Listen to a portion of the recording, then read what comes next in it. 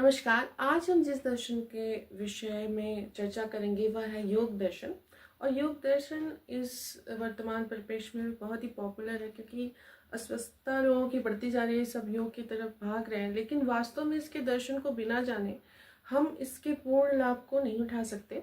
और योग दर्शन सिर्फ शारीरिक स्वास्थ्य ही नहीं, हमारे मानसिक और आध्यात्मिक स्वास्थ्य का भी संवर्धक तत्व अपने में समेटे हुए हैं। योग दर्शन के प्रणेता माने जाते हैं महर्षि पतंजलि। अगर धार्मिक परिप्रेक्ष्य से देखें तो इनको श्री शेषनाग जी का अवतार माना जाता है, लेकिन यहाँ पर हम तथ्यपूर्ण बातें करेंगे। तो जो योग दर्शन था उसमें सबसे फेमस है जो अष्टांगिक मार्ग बताए गए हैं, उनके लिए योग दर्शन बहुत ही प्रचलित है। साथ ही अभी वर्तमान परिप्रेक्ष्य में हम जानते हैं जैसे कि प्राणायाम है, आसन है, इन दो मुख्य तत्वों का बहुत ही प्रचलित इस समय वातावरण चल रहा है। उसको भी हम जानेंगे कि वास्तव में प्राणायाम और आसन क्या होता है, और यहाँ पर हम वास्तव में इस दर्शन के मूलभूत तत्व को भी अध्ययन करने का प्रयास करेंगे। योग दर्शन सिर्फ एक दर्शन नहीं है, एक जीवन पद्धति है, एक अनुशासन पद्धति है, एक स्वस्थ एवं समृद्ध जीवन जीने के लिए। यह सिर्फ शारीरिक समृद्धता से नहीं अपितु हमारी आध्यात्मिक और बौद्धिक समृद्धता से भी संबंधित है। योग दर्शन के प्रणेता महर्षि पतंजलि, जिन्होंने योग के अष्टांगिक मार्ग को दिया, इन्होंने जो बेस रखा योग दर्शन का वह सांख्य दर्शन रहा। हम इससे पहले सांख्य दर्शन के बारे में अध्ययन कर चुके हैं, और यदि आपको इसको विस्तृत रूप से समझना है तो पहले हम सांख्य दर्शन को अध्ययन कर लेंगे और उसके बाद हम आगे बढ़ेंगे योग दर्शन की ओर। तो सांख्य दर्शन जो हमने अध्ययन किया हुआ है पहले, उसमें कुल 25 तत्व दिए गए। उस 25 तत्व में मात्र एक तत्व जो कि उसको संपूर्णता प्रदान करता है वो है ईश्वर, यहाँ पर जोड़ा गया है। वो 25 तत्व कौन कौन से अगर हम चर्चा करें तो सांख्य दर्शन में हमें पता है कि दो भागों में पूरी सृष्टि को बांटा गया है, प्रकृति और पुरुष। लेकिन इसके अलावा भी 23 और तत्वों की बात करी गई है, जिसमें मन है, बुद्धि है, आपका तन्मात्राएं हैं, पंच महाभूत है, आपके कर्मेंद्रियां हैं, ज्ञानेंद्रियां हैं, इन सबको रखा गया है। तो अगर सांख्यवाद के अंतर्गत देखें कि 25 आपके तत्व कौन से हैं, तो वह है मन, 5 ज्ञानेंद्रिया, शुद्ध, त्वक, चक्षु, रसना, घ्राण, कर्मेंद्रिया, मुख, हाथ, पैर, मलद्वार और प्रजनेंद्रिया। तन्मात्राएं हैं शब्द, स्पर्श, रूप, गंध, रस। इसमें एक तत्व है बुद्धि, महत, जिसको यहाँ पर कहा गया। पंच महाभूत आपको पता है, पृथ्वी, जल, अग्नि, आपका वायु और आकाश। एक तत्व है आपका अहंकार, और दो तत्व जो आपके और हैं, प्रकृति और पुरुष, जो मुख्य है, जिनके बारे में यहाँ पर कहा गया है। सांख्य दर्शन में ये कहा गया है कि पुरुष जो तत्व है वो आपकी चेतना है, और प्रकृति क्या है, उसके कर्म में बनने का कारण है अविवेकपूर्ण उसकी कृतियों के द्वारा।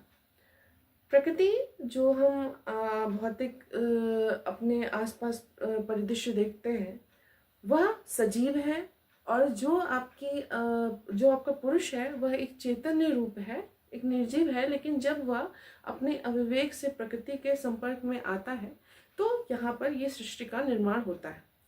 अगर यह अविवेक है तो वो बंधनों में पड़ जाते हैं, कर्म बंधन में फंस जाते हैं, और अगर ये विवेकपूर्ण हो तो वो मोक्ष को ज्ञान के द्वारा मोक्ष को प्राप्त करते हैं, जो सांख्यवाद का सर्वोच्च लक्ष्य माना है। महर्षि कपिल ने जिन 25 तत्वों को दिया योग दर्शन में, उसमें एक तत्व और जोड़ दिया गया, क्योंकि सांख्य दर्शन जो था निरीश्वरवाद था, मतलब उसमें ईश्वर की व्याख्या नहीं की गई थी, उनके प्रमाण प्रस्तुत नहीं किए गए थे। योग दर्शन में उसमें एक और तत्व ईश्वर को जोड़ा गया। अर्थात इसमें अगर ये माना जाए कि कुल कितने तत्व हैं, तो कुल 26 तत्व इसमें सम्मिलित है। 26वां जो तत्व है ईश्वर, जो कि सर्वव्यापी है। यहाँ पर जो इनके दर्शन के अनुसार इनके गुण बताए गए हैं वह है दोष व अपूर्णता मुक्त, सर्वज्ञ, सर्वशक्तिशाली, नित्य, इच्छा व कृति युक्त, समंत एवं विभु। ईश्वर प्राणिधान से ही हम योग की बाधाएं दूर करते हैं, यह योग दर्शन के अंतर्गत मुख्य आपका तत्व है। योग अगर बात करें तो हमने जाना कि 25 आपकी जो तत्व पूर्ववत दिए गए थे उसमें एक नया तत्व आप मान सकते हैं जो है ईश्वर। तो योग क्या है? जैसा कि आपने देखा कि सांख्य में प्रकृति और पुरुष की बात कही गई है, तो वो जिस प्रक्रिया से गुजरते हैं उसमें अगर हम उनके लक्ष्यों मतलब उनके जो ज्ञान है, क्योंकि यहाँ पे सब कुछ सांख्य में ज्ञान को ही माना गया है, तो जो ज्ञान की प्राप्ति जिससे मोक्ष उनको मिलना था उसको यहाँ योग दर्शन माना कि सिर्फ ज्ञान से मोक्ष नहीं मिलता है, अपितु हमें अनुशासन अपने कार्य पद्धति में लाना पड़ता है। अर्थात ज्ञान की बात जो सांख्य में कही गई थी, योग में उसमें अनुशासन को जोड़ दिया गया और कहा भी गया है कि योग एक प्रकार का अनुशासन है और जो चित्त वृत्तियों का निरोध करता है। चित्त की भी बात करेंगे, चित्त योग के अनुरूप क्या होता है। तो अगर योग दर्शन को देखें तो सांख्य में अगर ईश्वर को जोड़ दें, ईश्वरवादी कर दे सांख्य को, तो यही आपका योग है। सांख्य में ज्ञान और साथ ही योग क्या है? अनुशासन। और यहाँ पे जो लक्ष्य है वही मोक्ष। इसको एक टर्म और जो आप जैन धर्म में भी पढ़ेंगे, कैवल्य यहाँ पर दिया गया है मोक्ष को। और कैवल्य से तात्पर्य है कि अनुशासन द्वारा चित्त वृत्तियों का निरोध करना। इसको चतुर्व्यूहवाद भी कहते हैं। अभी आप इसको कोरिलेट करेंगे बौद्ध से, क्योंकि दुख का कारण, दुख का निवारण, उसका मार्ग जो दिया गया है उससे काफी पहले की बात है ये। जो चतुर्व्यूहवाद है इसमें शब्द थे हेय, हेतु, हान और हान पाय। हेय मतलब किसी से घृणा करना या पसंद न करना, तो यहाँ पे संसार दुख को अप्रिय मानता है और उसके जो वो दुख है उसका कोई न कोई कारण है, दुख का हेतु है, अर्थात हेय हेतु। हेय हेतु मतलब दुख के कारण से निवृत्ति के लिए हमको क्या चाहिए? आपका हान अर्थात मोक्ष होना चाहिए। और उस मोक्ष के लिए क्या होता है? मोक्ष का उपाय, उसको हानपाय कहते हैं। इसीलिए इसको चतुर्व्यूह आपका वाद कहते हैं। ध्यान रखिएगा, योग दर्शन को चतुर्व्यूहवाद क्यों कहते हैं? क्योंकि इसमें हे हेतु, हान और हानपाय की बात की गई। अब इसमें जो और इसका एक मुख्य मार्ग जो उपाय है जिसलिए हम योग करें, तो जो आपके पंच क्लेश दिए गए हैं उससे मुक्ति के लिए, जो प्रकृति पुरुष के साथ जब अपनी क्रियाएं करती है तो प्रकृति में पुरुष में पंच क्लेश उत्पन्न होता है, उसके निरोध के लिए भी योग करना चाहिए। और वो योग पंचक्लेश जो है वह है राग, द्वेष, अहंकार, अकारण भय और अविद्या। राग अर्थात जो प्रेम होता है, मतलब एक तरह से कहते हैं माया मोह। द्वेष, अहंकार, अकारण भय और अविद्या। इसमें जो साधन बताए गए हैं, वैसे तो 3 है लेकिन उसमें एक योग और जोड़ दिया गया है। साधन प्रमाण क्या है? प्रत्यक्ष, अनुमान, शब्द और योग। और इसमें बालक के जो है आपके जो मुख्य प्रकार बताए गए हैं, पहला है क्षिप्त अर्थात जिसमें रजोगुण अधिक हो, चंचल हो, थोड़ा दुखी हो और उसका मन एकाग्र ना हो। विक्षिप्त जिसमें सत और रज दोनों हो, मतलब विशेष प्रकार का क्षिप्त, मतलब पूरी क्षिप्त नहीं है, पूरा उसमें क्वालिटी नहीं है, उसमें तो कुछ चीज़ों में वो क्षिप्त की तरह और कुछ चीज़ों में वो आपका एकाग्र की तरह यहाँ पर क्रियाकलाप करता है।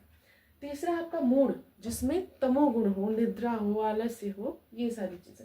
उसके बाद है आपका एकाग्र, जिसमें सतोगुण हो, सद्गुण होने से वह एकाग्रता की ओर अग्रसर होता है। और सबसे ऊपर जो दिया गया है वह है आपका निरुद्ध, मतलब कुछ समय के लिए या हमेशा के लिए उसमें कोई भी विकार न हो, कोई त्रिगुण जो प्रकृति है सत्यरजतम, उससे वह मुक्त हो, तो उसको आप क्या करेंगे? निरुद्ध। अब बात करते हैं यहाँ पे जो इसके 4 पद थे योग के, उसमें जो बात कही इन्होंने, समाधिपात जिसमें समाधि की बात कही गई है, साधनापात जिसमें साधना की बात कही गई है, विभूतिपात जिसमें योग क्रिया और विशिष्ट सिद्धियों की बात कही गई है, और कैवल्यपात जिसमें मोक्ष की बात कही गई। अब हम लास्ट में समझते हैं कि अष्टांगिक मार्ग जो उन्होंने दिया, जो सबसे ज़्यादा महत्वपूर्ण है, वह क्या है, जिस पे चल के हम योग को संपूर्ण रूप से अपने जीवन में संग्रहित करते हैं, या उसको एक योगी होने का क्या गुण होता है और किस प्रकार वो चरणबद्ध रूप से कार्य क्रियाकलाप होती है। तो पहला है इनका, यहाँ पे इससे पहले हम देखेंगे चित्त की बात कही है। चित्त क्या है? अंतःकरण जो आपका है वही चित्त है। इसमें मन, बुद्धि, अहंकार तीनों तत्वों का योग होता है और ये व्यापक आकाश की तरह होता है। और इसके लिए जो यहाँ पर इसकी जो कमियां हैं, या आप कह सकते हैं इसके दोष है, वह है प्रमाण, आपके प्रमाण दोष, विपर्य दोष, और आपका विकल्प दोष, निद्रा दोष और स्मृति दोष। देखिए, प्रमाण दोष जो आपके प्रत्यक्ष रूप से हैं, मन, बुद्धि और इंद्रियों के द्वारा प्रत्यक्ष आपके हैं, वो आपके दोष। और ये दूसरा जो है आपका, यह है विपर्य, जो है वह भ्रम, मतलब आप सत्य को नहीं, दूसरी जो सत्य है उसको न मान के अगर दूसरी चीज को मानते हो। तीसरा आपका विकल्प, जो आप कल्पना में करते हो, उस कल्पना की वजह से जो दोष होता है। निद्रा की वजह से, और स्मृति दोष जो आपके आते हैं। इसके निरोध के लिए जो चित्त वृत्तियां हैं, इसके निरोध के लिए जो अष्टांगिक मार्ग है वह है क्रमशः यम, नियम, आसन, प्राणायाम, प्रत्याहार, धारणा, ध्यान और ब्रह्मचर्य। यम क्या है? यम आपका मन, कर्म और वचन से नैतिक व्यवहार करने के लिए, मतलब एक शुद्धता अपने अंदर रखने के लिए यहाँ पर जो 5 मार्ग दिए गए हैं उसकी बात की गई है। यम में सत्य, अहिंसा, अस्तेय, अपरिग्रह और ब्रह्मचर्य। सत्य मतलब हमेशा सत्यवादी, सत्यभाषी होना चाहिए। दूसरा है अहिंसा, हिंसा नहीं करनी चाहिए, अपने हित के लिए कभी भी दूसरे को क्षति नहीं पहुंचानी चाहिए। और हिंसा शारीरिक या मानसिक कोई भी हिंसा नहीं होनी चाहिए। अस्तेय अर्थात चोरी नहीं करना चाहिए। अपरिग्रह मतलब किसी का बिना मतलब जितनी ज़रूरत है उतना ही हम लें, किसी अन्य अनावश्यक चीज़ का संग्रह न करें। और ब्रह्मचर्य अर्थात यहाँ ब्रह्मचर्य से तात्पर्य यहाँ पे यह नहीं कि अविवाहित रहे। यहाँ पे ब्रह्मचर्य से तात्पर्य जो ब्रह्म, अर्थात यहाँ पे ब्रह्म ही क्या है? ज्ञान है। ज्ञान का आचरण करें, अपने इंद्रियों का क्या करें? नियंत्रण करें। दूसरा जो चरण यहाँ पर वह है नियम। तो 5 नियम भी है। शौच अर्थात स्वच्छता, संतोष अर्थात जितना भी हमारे पास है उसमें संतुष्ट रहना, तप करना अर्थात मतलब यहाँ पे अपने शरीर को कष्ट देने की बात नहीं की गई, लेकिन हाँ, तप अर्थात हम किसी चीज़ को त्याग कर, अपनी प्रिय चीज़ को त्याग कर, या अपने मानसिक रूप से एकाग्र होने के लिए जो ध्यान चित्त होते हैं उसको तप कहते हैं। स्वाध्याय मतलब एक विद्यार्थी हो रहना है पूरी लाइफ पे। और ईश्वर प्राणिधान अर्थात ईश्वर को जानने का, उनको प्राप्त करने का प्रयत्न करते रहना। अगला है इनका आसन। तो आसन भी, आसन मतलब शरीर की कोई स्थिति है। जैसे आपने कई आसन सुने होंगे, पद्मासन है आपका, शवासन है, मंडूकासन है। तो ये आसन से तात्पर्य यहाँ पर अपने शरीर को कष्ट न देकर, उन कोई थकावट, भूख, प्यास ये सब कुछ भी नहीं, आपका कष्ट रहित एक शारीरिक स्थिति है जिसमें आप शरीर को अपने एकाग्रचित करते हैं। फिर है प्राणायाम। प्राणायाम अर्थात जो हमारे 5 प्राण हैं उनका नियंत्रण करना यहाँ पर प्राणायाम कहा जाता है। 5 प्राण क्या है आपको भी पता है? प्राण वायु, अपान वायु, समान वायु, उदान वायु और आपका व्यान वायु। इसमें 3 प्रकार की प्रक्रिया होती है, रेचक, पूरक और कुंभक। रेचक अर्थात बाह्य, मतलब श्वास को बाहर निकालना प्राणायाम में। पूरक अर्थात अभ्यंतर, श्वास को अंदर ले जाना। और कुंभक अर्थात स्तंभ, अर्थात श्वास को रोकना, ना बाहर निकले ना अंदर जाए। तो ये आपका प्राणायाम। इसके बाद इन्होंने प्रत्याहार की बात की। प्रत्याहार अर्थात बाह्य विषय से हटकर एकाग्रचित इंद्रिय निग्रह। हमको क्या करना है? प्रत्याहार अर्थात आहार का त्याग नहीं करना है, हमें अपनी चित्त वृत्तियों का त्याग करना है, जो हमारे दोष हैं उनका त्याग करना है, और बाह्य विषयों का, जितने भी हमारे आसपास बाहरी चीज़ें हैं हम उनका त्याग करें। हम आंतरिक रूप से क्या करें, एकाग्रचित हो। यहाँ पे आपके जो आसन और प्राणायाम है या आपके शारीरिक रूप से एकाग्रचित होने का है, और प्रत्याहार क्या है आपका उस चीज से एकदम दूर हटके अपने आंतरिक चीजों पे ध्यान, मतलब अब आप ध्यान की अवस्था में आने के लिए तत्पर हैं। आप क्या करेंगे, बाहरी विषयों से अपने मन को हटाएंगे। फिर उन्होंने धारणा कही, तब क्या करेंगे, हम जब आसन पे बैठे हम प्राणायाम करेंगे, अपने वायु का नियंत्रण किया हमने, फिर हम बाहरी विषयों से प्रत्याहार, मतलब उनसे अपना मन हटाएंगे, और फिर क्या करेंगे, हम किसी एक चीज़ पे चित्त लगाएंगे। जैसे आप हृदय पे लगाइए, मस्तिष्क पे लगाइए, यहाँ लगाइए, या किसी भी वस्तु, किसी भी स्थान, बाहर या आंतरिक किसी चीज़ पे, एक चीज़ पर एकाग्रचित हुई। ये होती है धारणा, अर्थात किसी बिंदु पर चित्त का स्थिर होना धारणा है। अब धारणा के बाद क्या होता है, लगातार काफी देर तक धारणा को ही ध्यान कहते हैं। ध्यान में क्या करते हैं, हम चित्त वृत्तियों का एकदम निरोध कर देते हैं और लगातार धारणा हमारी चलती रहती है। एट एंड लास्ट हम क्या पहुंचते हैं, हम ब्रह्मचर्य पे पहुंचते हैं।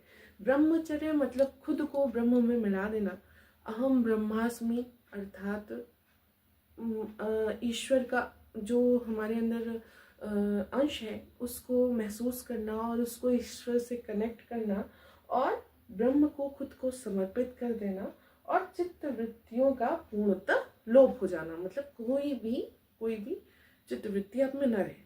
अब ध्यान दीजिएगा, ब्रह्मचर्य में भी दो अवस्थाएं हैं, सब कोई एकदम परफेक्टली नहीं होता ब्रह्मचर्य में, जो उसमें भी संप्रज्ञात और असंप्रज्ञात की बात कही है। असंप्रज्ञात जिसमें सिर्फ केवल दमन कर देते हैं कुछ टाइम के लिए, लेकिन वो आपकी स्मृतियों में चीजें रहती हैं, आपकी जो चित्त वृत्तियां हैं वो रहती हैं, और हो सकता है भविष्य में ऐसी कोई स्थिति आए कि वो फिर से बाहर आए और फिर से आपको योग करने की आवश्यकता पड़े। लेकिन जो संप्रज्ञात है उसमें चरण बताए गए हैं या प्रकार बताए गए हैं। तो सवितर्क आपका ब्रह्मचर्य, सविचार ब्रह्मचर्य, आनंद युक्त ब्रह्मचर्य और अस्मिता ब्रह्मचर्य। सवितर्क जिसमें तर्क, आप तर्क के साथ क्या करें, ब्रह्म में स्वयं को समर्पित करें। सविचार, तर्क और विचार में आपको भी पता है अंतर है। तर्क एक मानसिक तर्कना, आप कह सकते हैं कि किसी चीज़ पे वाद विवाद में भी उत्पन्न होती है, किसी चीज़ को सही साबित करने के लिए जो चीज़ें कहीं कहीं होती है।